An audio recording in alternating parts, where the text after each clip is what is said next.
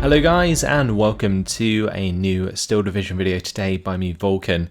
Today I have you Bumblebeepotato versus Inhari in round 1 lower bracket of the 5th Asia Pacific tournament.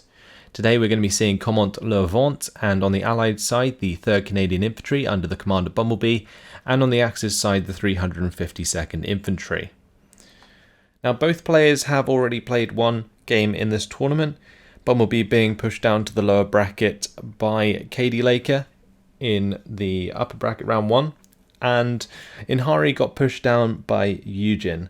So now Bumblebee and Inhari are going to be going up against each other here, and it's going to be an interesting one. Two divisions that are vanilla, they aren't any of the DLC divisions, and that means that they do match up relatively well. I think honestly Inhari is going to be in a pretty nice position using his Pack 38 IG-18 combo if he chooses to in this game, because the 3rd Canadian, especially in Phase A, really struggle with 1000 meter range engagements. And that's because their Ram 2s don't have any HE at 1000 meter range, and most of their other vehicles and infantry can only shoot up to 800 meter range. So the 1000 meter range is actually an advantage in this case, whereas usually when you play the 352nd, it's generally not, because many other divisions have 1200 meter range units to use against you, or at least HE units they can fire position short at the 1000 meter range. But let's have a look at some of the units going down, and that will be more telling of what we're likely to see in this game. So we have some infantry for the top side. That's going to be some stormtroopers by the looks of things. Further down there's going to be a kangaroo with rifles and the command carrier with the command infantry. There's also a Ram 2 there.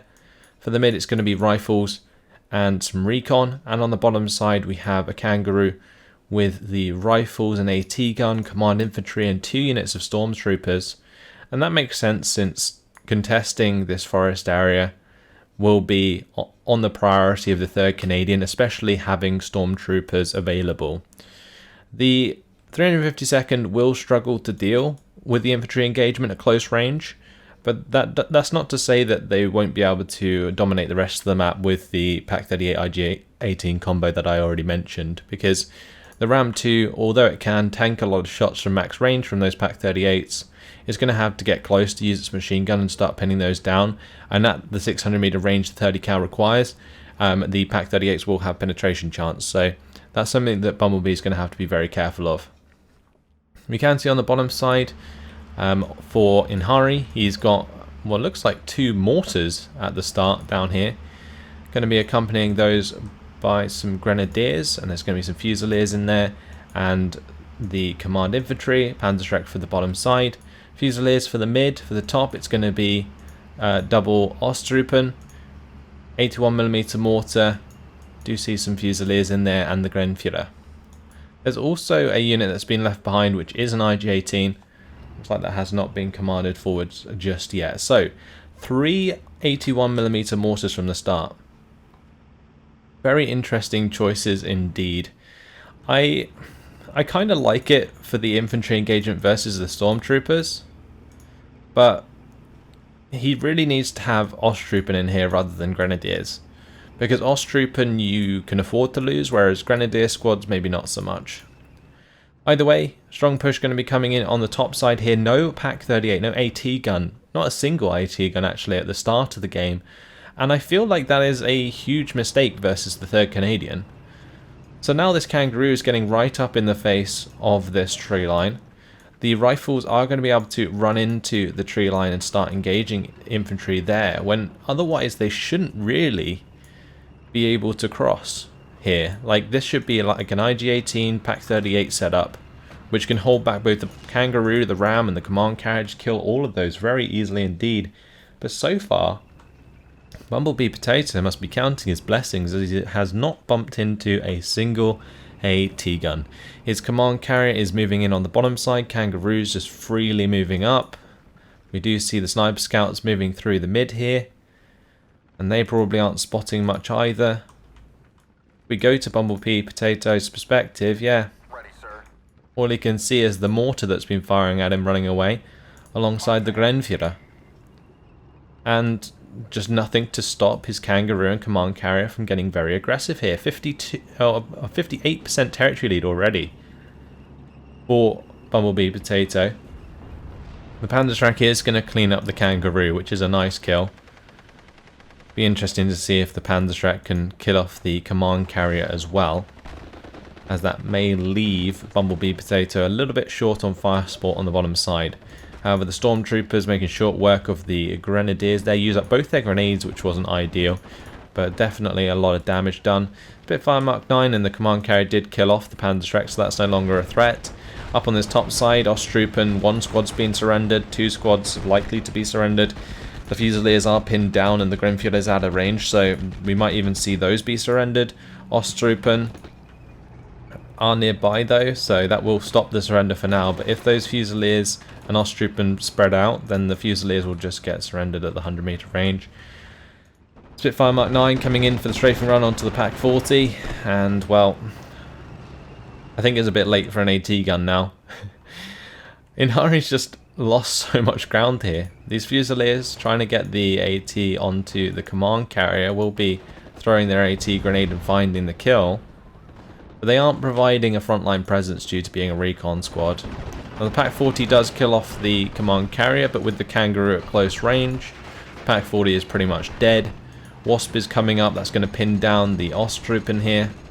Stormtroopers can now just run down this infantry, and well, Bumblebee Potato certainly taking advantage of this weak start from Inhari, investing in 3 mortars at 70 points a pop. Not a single AT gun. It's just mind-blowing. And now he's bringing in a Befehlpanzer 3 that will easily be countered by the Ram 2, because this doesn't have any veterancy. So regardless of how close it is, it's going to struggle to hit the mark. Ram 2 and Stormtroopers clean up the mortar. Now that we see the Panzer 3 engagement versus the Ram, the Panzer 3 is going to be trying to get out of line of sight, but I think there's going to be 2 shots on target before it does get out of line of sight. That's going to be a track wheel damage and fallback. And well, Fusiliers trying to fall back up here as well, but that's going to be a dead Panzer 3. IG-18 is forcing back the Wasp for now. Ram 2 is going to be looking to clean up the Fusiliers there. Fusiliers on the bottom side still exists, but plus 3, 66% territory lead here for Bumblebee. Another Pack 40 has arrived on the field. I'm not entirely sure that Bumblebee is going to end up playing into that though. He does have the Stormtrooper and the Rifle Leader here, and that Pack 40 is out in the open, so I think he should see it coming. He can see it now. The Ram 2, however, is in line of sight. It might actually get killed off. Never mind, going to be reversing away.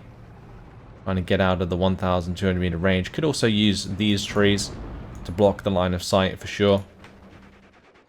But just in general, I am just so surprised that the 3rd Canadian has been allowed to gain this much ground early on.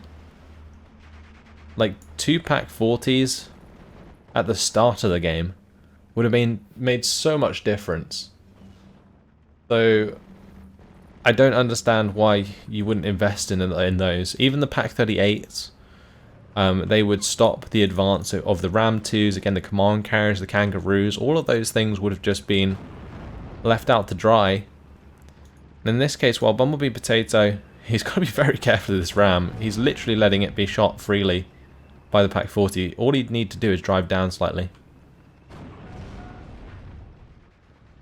And in this case, the Ram, just sitting where it is, IG-18 is going to be hit by the Wasp, but gets killed off by the Pack 40. Now the Wasp might burn that IG-18 to death regardless. In the mid, we can see the Humber Mark 3 coming in here. That's going to hit the 81mm mortar quite hard, the Stormtroopers as well. Fusiliers still causing issues on the bottom side. More Osttroop coming in for Inhari, but with the smoke now coming down from the Stormtroopers, those are going to be able to get into an ideal range. Spitfire Mark 9 is going to be strafing the Pack 40. A lot of the vehicles that the Canadians were relying on are now dead actually. But the positioning of the infantry and the way that Bumblebee has freely been able to move across the open here has meant it's going to be extremely difficult for the 352nd to push back. regardless of the fact that there is limited fire support on the side of the Canadians. But now with this Pack 40 being strafed to death by the Spitfire Mark 9s, the Ram 2 is just able to go aggressive with the 30 cal. Kangaroo did get internal fragmented, or just used up all its ammunition, so that's no longer a threat as such, but can be used to sort of surrender. And in this case we saw the Hummer Mark 3 surrender 2 units of infantry as it pushed down to this bottom side, and is going to be moving in, finding this KFZ 70. Can fire on the move, and I feel like that could be a very dead unit of infantry. Surprised I didn't kill it before it unloaded, honestly, but still going to kill them nonetheless. And here on the Hummer Mark 3, going to take out the mortar there. Stormtroopers at close range, doing a lot of damage to the Grenadiers. Yes, they are in the face of the IG-18, but +5. This is an absolute rout for the 352nd. I don't think I would have ever expected this going into the game. This is why you need AT guns. Because it wouldn't have got half as bad as it was, or is, if an AT gun was purchased at the start of the game. And I commend the thought of using, say, double mortar on the bottom side to contest the infantry, but the wrong infantry was chosen to take on the stormtroopers. He didn't choose the expendable infantry, he instead chose the grenadiers, and that's not ideal. The Humber Mark 3s are just ripping to shreds all this infantry. You can just see unit after unit dying down here. The Ostroop and they're now dead as well. Oh, the damage is just ridiculous from these Humber Mark 3s at close range. 16 HE, Wasp flaming them from the other side. There is nothing left down here, but you can see that there isn't like an overwhelming amount of units from Bumblebee. It's not like he has tons on the field. I mean, at the end of the day, the 3rd Canadian only has 70 points per minute in Phase A. There's no real reason that the 3rd Canadian should gain such an advantage in a game like this versus the 352nd. Against some other divisions that maybe rely more on armour, like the 116th or even the Panzer, like the 3rd Canadian can do well in Phase A. But in there, like against an infantry division with significant AT, there's no way that the Canadians should be able to advance this far up. Stormtroopers making short work of the command infantry there. Pack 40 is trying to get into position to hit this ram, but the ram falling back. Not sure if it's going to get killed as it moves behind the tree line here. The Humber Mark 3s are moving in to take control of the spawn. And with a +4 on the board, well, it's not going to be long until Inhari just loses out completely on this one. Ram 2 is in trouble, did get track wheel damaged, is forced to fall back. But now it's out of line of sight, should continue to just fall back out of line of sight. Panzerschrecks have been brought in. That's going to kill off one of the Humber Mark 3s. Nice response there by Inhari. Also managed to take out the Wasp. You can definitely exploit over-aggression with Panzerschrecks. In this case, that's why the Humber Mark 3 went down. But is it really going to matter at this point? Probably not. 2,010 points at the 15-minute mark. Wow, not even that. Like 12-minute mark in this game. That is just insane. Now the double Spitfires, I'm unsure as to why they were used to try and strafe flag billings, but it is what it is. Marder 2 has come in, now we're in Phase B. That's going to be engaging the Ram 2 at 1,000 meter range, 1,200 meter range, and the Pack 40 there also getting involved. It's going to take out one of those tanks. But yeah, now that Bumblebee's in this position and he has all of the infantry pushing forwards, regardless of the amount of losses he takes at this point, it looks like he'll have enough time to tick over the victory score. Spitfire Mark 9 comes in, bombs off and finishes off the Pack 40. Staghound AA does go down in the process though. Typhoon now coming in as well.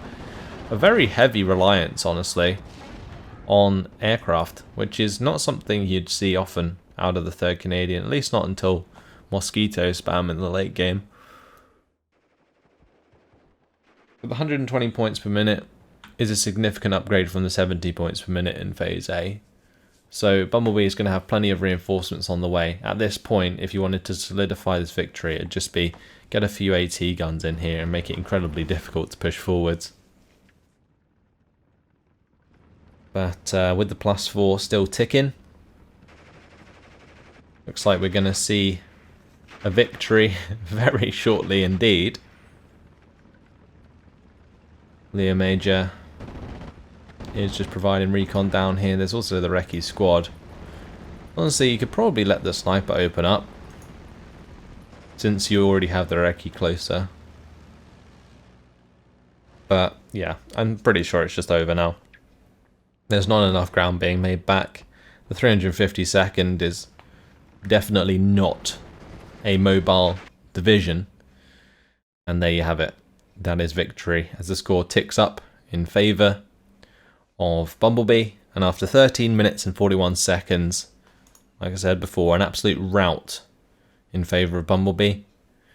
Inhari led the 352nd to doom in this case. 81mm mortars were not the best strategy at the start. Pack 38s were definitely required, or even just one of those Pack 40s, just to cover the open area in the mid or on the top side. Very strange indeed. Usually what you'd see is like a bunch of Pack 38s, maybe 3 Pack 38s at the start, and then you would bring in a Pack 40 wherever you needed one. So in order to respond to heavy armor like the Ram 2s. But in this case just didn't happen. The Pack 40s came in, but due to the advantage and lack of pressure that Bumblebee had on him, he did afford himself 2 Spitfires, strafed the AT guns, and yeah, that was just all she wrote. So 990 kills to 595 losses. Bumblebee did lose a lot of stuff unnecessarily because of his super aggressive play after the initial 5 or so minutes. But considering his position, it's not unwarranted that he would push that hard, especially seeing that he didn't bump into any AT guns for the longest time. So in terms of kills, yeah, the Wasps there coming in strong. Ram 2 cleaned up the Panzer 3. Just in general though, it's all these 81mm mortars getting killed off without really doing too much. The Pack 40s both being killed. In terms of losses, yes, the Panzerschrecks were a nice choice, but they weren't really brought in soon enough, nor did they do enough damage to turn the tide. Marder 2 again, nice choice for Phase B against the Canadians specifically. But without the Pack 40s cleaning up enough units early on, the ground was already lost, and it was incredibly difficult at that point for Inhari to come back. So with that, Inhari is going to be knocked out of the tournament. Bumblebeepotato moves on to round 2 of the lower bracket, so congratulations to him. That's where I'm going to leave it. Thanks for watching, and I'll see you in the next one. Goodbye.